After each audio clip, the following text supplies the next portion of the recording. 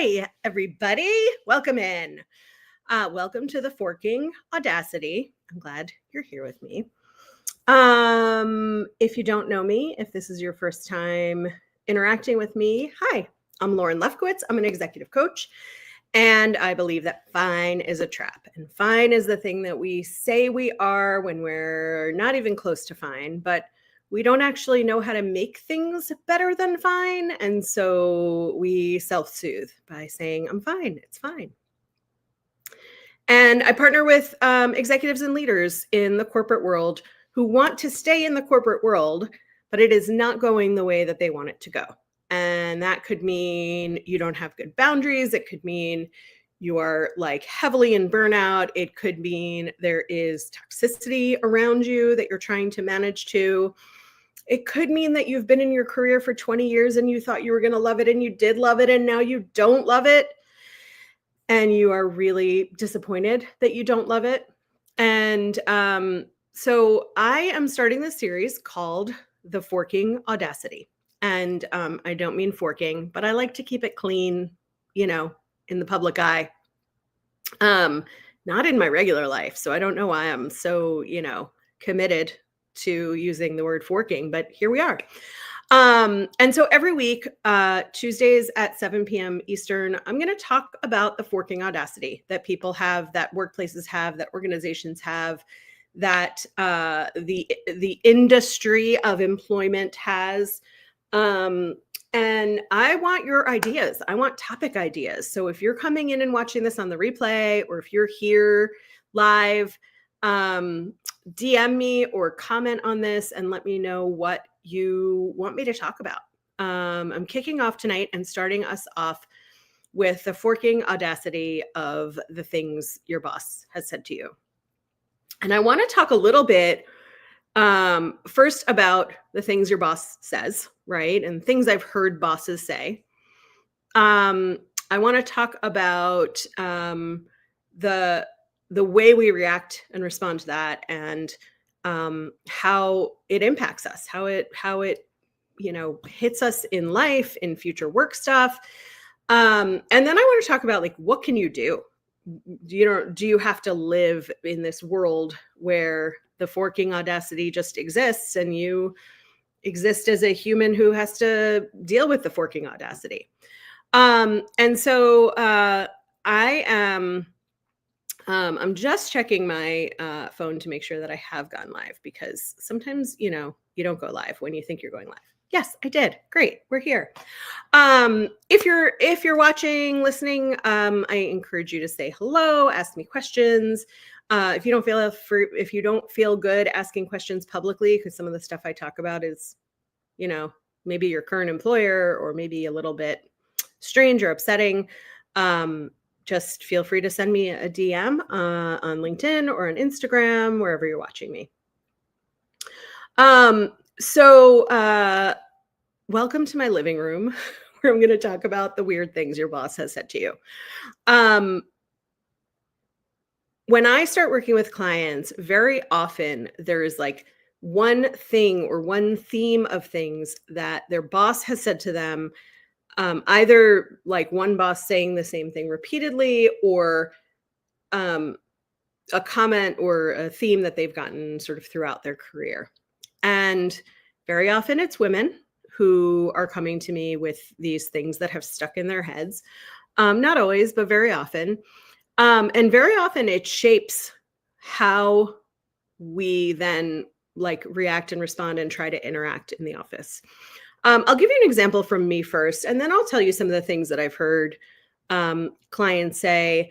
I always change the language enough with my clients, and I always have their permission to share information without sharing their names and their identifying information. So I want you to know that up front. I am not a proponent of breaking confidentiality. Very often, if I'm sharing something, it's actually like several clients who have said it. So when I was early in my career, and I had just started my HR career, and I was in HR for 20 years, I was a person who very quickly became very serious about my job and was busy, right? All the time, busy, busy, busy. And this was in the days when this was like the early 2000s. Computers on your desk were fairly new. There was a lot of printing and bringing things to people instead of emailing.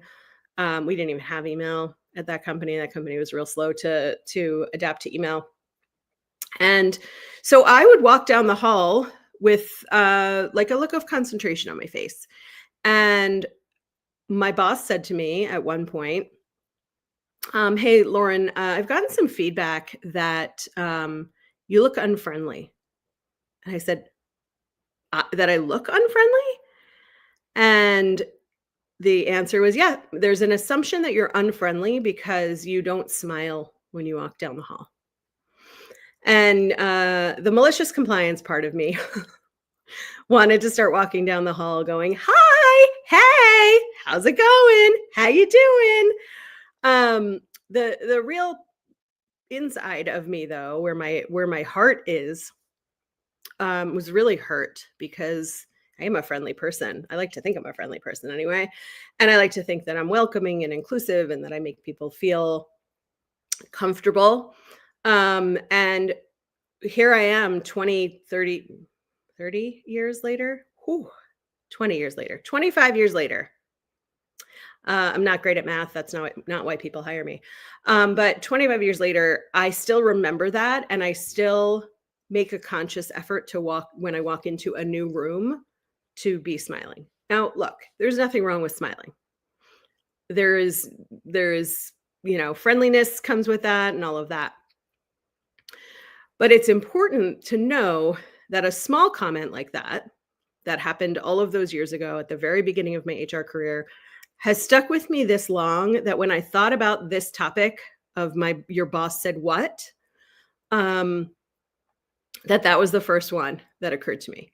Now, later down the line, I had a challenge with one of my bosses, and I took it up the line of command. I went to my indirect management to bring my concerns up. And that manager had been watching pornography. That manager had told other people that unless he was forced to, he would never promote me. And I've told this story a couple of times on LinkedIn because I think it's an important story for a lot of reasons and a bunch of different angles. But in this particular angle, I had been working extremely hard.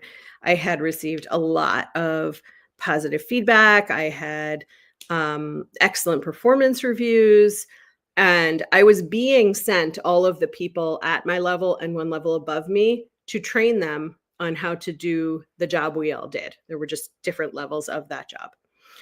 And I was concerned that I was being held back because of likability, because my boss just simply didn't like me and told other people about that.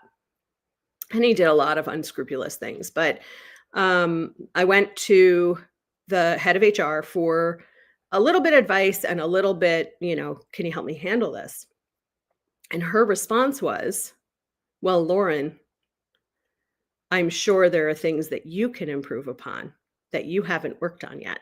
So why don't you go back and think about maybe why you're not getting promoted to that next level? And, think about what you could do to really make it clear that there's no way you shouldn't be promoted." Now, in retrospect, I absolutely know I should have been promoted. And I think actually on the day that I gave my notice, when I had been with a different boss for that company, I think I actually was getting promoted that day. But, too late, gave my notice. And that comment, that sort of gaslighting that I wasn't performing when I was pretty sure I was performing, that I was not ready to be promoted, even though I had trained probably half a dozen people at the level above me to do the job I was doing. And I just hadn't been given the level recognition. And of course, the money that came with that. That really messed with me. And this story is not just my story. I have a lot of clients who come to me who should be promoted, who should be at a next level, who should be making more money.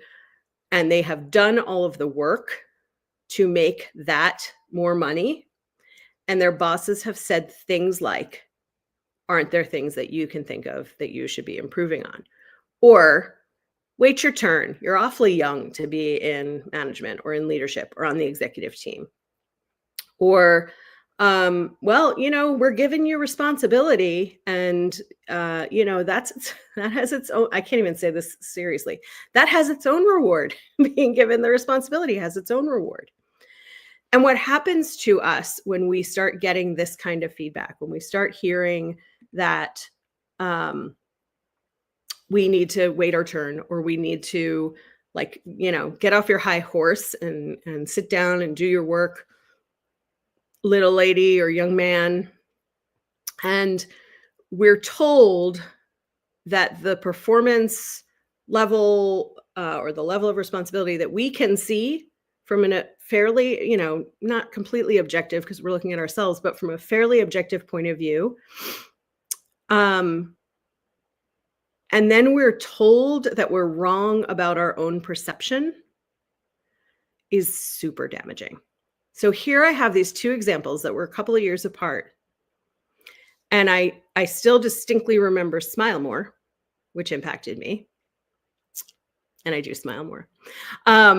But the more serious one, where I was told that I wasn't doing as well as I thought I was, but no feedback given, helped me, wasn't the only cause, but helped me create a spiral for myself of working harder and harder and harder to try to get the praise and respect and level promotion that I thought I deserved, or that I had thought I deserved, and now was trying to work towards.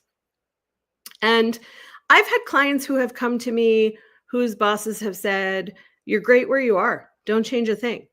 Or clients who have come to me whose bosses have said, "Well, this wouldn't take so long if you were faster at it."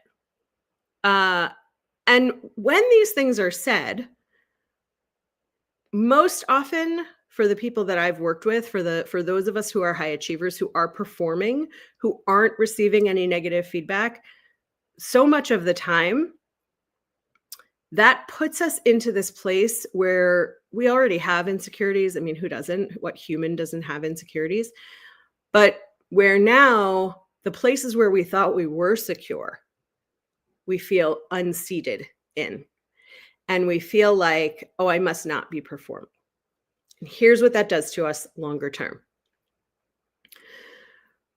We go to get another job and we think we're not nearly as good at what we thought we were good at. So we better apply for a lateral move, get ourselves promoted somewhere else, and learn from our mistakes that we didn't make. We think that this is the best it gets, that if they're so forgiving here that they're still allowing me to have more responsibility, which then, the gaslighting we turn on ourselves. And if I'm not actually really that good at this, then who else is going to hire me? Maybe I take a pay cut to go somewhere else. Or we turn it on ourselves that we may as well stay here in this place because we're lucky to have a job at all. And in my case, with that manager that I had complained about, they ended up moving me to a different office, a different regional office. And that is its own other story. But that helped me see that they saw it.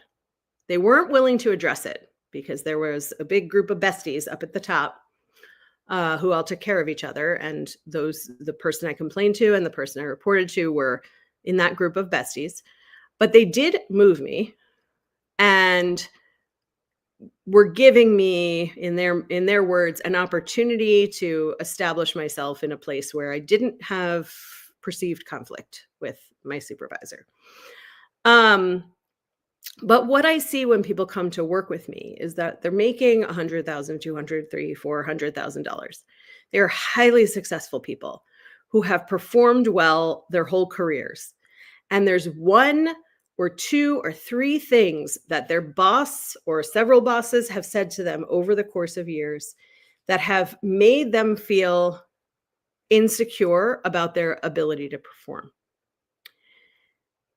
So I want to put out there to you that you know yourself best. And look, I'm not talking to those of you out there who are like really not self-aware. Most of the people who come to me are super self-aware. They know what they're good at, they know what they're not good at.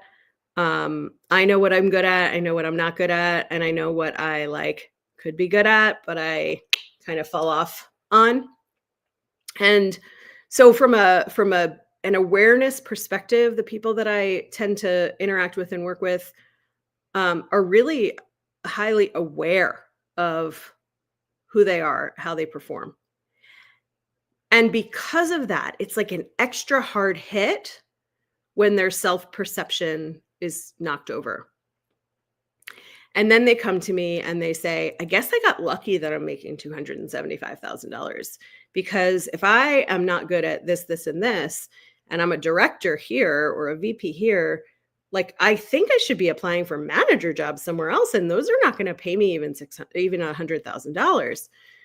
And so there's this feeling of, this golden handcuffs feeling that we get comes in not only when we think we're making more money than any other company will pay us, but when we think we like somehow got lucky to be making some certain level of money and we don't deserve it. We've been told in whatever words that we don't deserve it, that we're lucky to have responsibility, or we're lucky to have a team reporting to us, or the job's not that different, so we don't really need a title change, or the duties are changing, but the level's not changing. All of these things that we get told that knock us down notch by notch are things that make us feel like we aren't qualified to go somewhere else. And that's a lot of the work that I do with my clients, is helping them figure out what they're good at, what they do. A lot of my clients end up seeing that they're more skilled than their own managers. So a lot of these kinds of comments come from a place of being threatened, the manager being threatened, or the leader being threatened. And so like, what do you do about it, right? Like, easy peasy, get over it, buddies, right? But no, that's not how it works. How it works is this. You get to start thinking critically about what your skill set is, about what your ability set is, about what you like doing, about what you thrive on, about what people say you make an impact on, about noticing what happens when you're out of the office and you come back and there's sort of a wave of, oh, thank goodness you're back. And really keeping track of the impact that we're making. That for me is step one, is really keeping track of when people share their gratitude for you, share the impact that you're making, send your manager a message and say, hey, you did this great thing. So that if you do get hit with something freaking audacious that your manager says, you have some padding, some cushion for like already knowing, inner knowing from external feedback that like, you're okay. You do a good job. You're good at this profession. That's step one. Step two is that I would tell you in the moment to ask what that means. So wait your turn. What does that mean? Are you telling me that my age is a factor? And I'm not talking about like catching people in age discrimination and that sort of thing. I'm talking about like getting clarity for yourself. I'm talking about understanding what they mean when they say the thing. If you can do it in the moment, which is hard without practice. And in that situation that I shared about me, I didn't have those skills at that time to say it in the moment. And I didn't have the confidence either. But if you can, in the moment, say, I'm not sure I understand that. Can you clarify? Can you give me more details? Where is that coming from? What makes you think that? If you can't do it in the moment, Then go back to your own space, whether it's your home office, whether it's your office, and sit with it and think about what you're wondering. Not just the like catch 'em kind of stuff, like who said it? Why did they say it? What was the context in which they said it? In that sort of accusatory feeling that we all get when we start to feel defensive. But um, context is important. So if you're hearing people think you're unfriendly, and you just hear that feedback and you can't really address it in the moment, you get to go back to your office space, wherever you sit, and think about that feedback and then wonder, get really curious. Who might think that? Why would that feedback have gotten to your boss? Why did your boss use the words they used to share that feedback with you? What was their intention? And what can you do about it? And then, how is this impacting how you get paid, how you get promoted, all of those kinds of things? This may be multiple conversations, and you may not want to do it or be able to do it without input from somebody, whether that's a coach, whether that's a trusted colleague, a constructive trusted colleague. I very often talk about constructive. You don't want to get into a commiseration kind of conversation with anybody.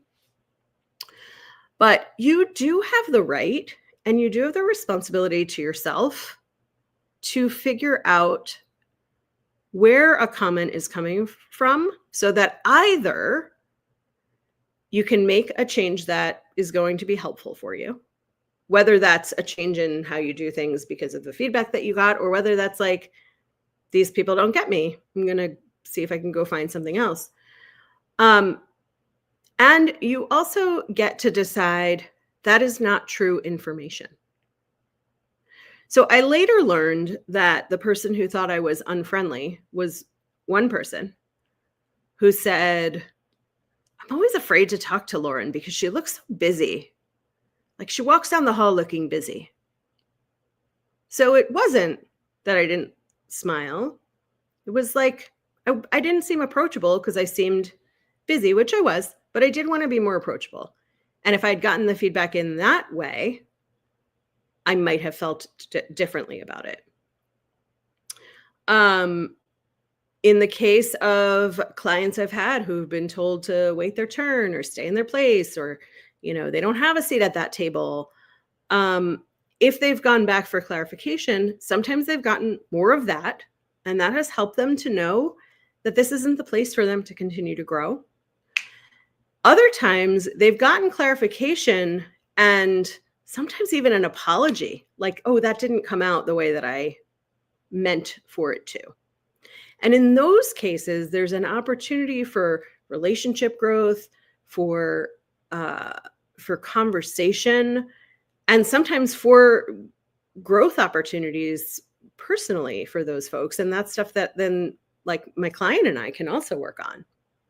So as you are thinking about the audacious things that people say and do in the workplace, I would love to hear from you.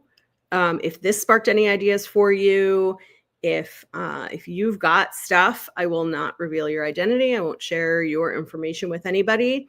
But I'd really like to start coming out and talking about this stuff instead of us keeping it all inside and feeling like whatever has happened is happening is our own fault, our own doing, and that we don't deserve the courtesy of explanation, help, growth.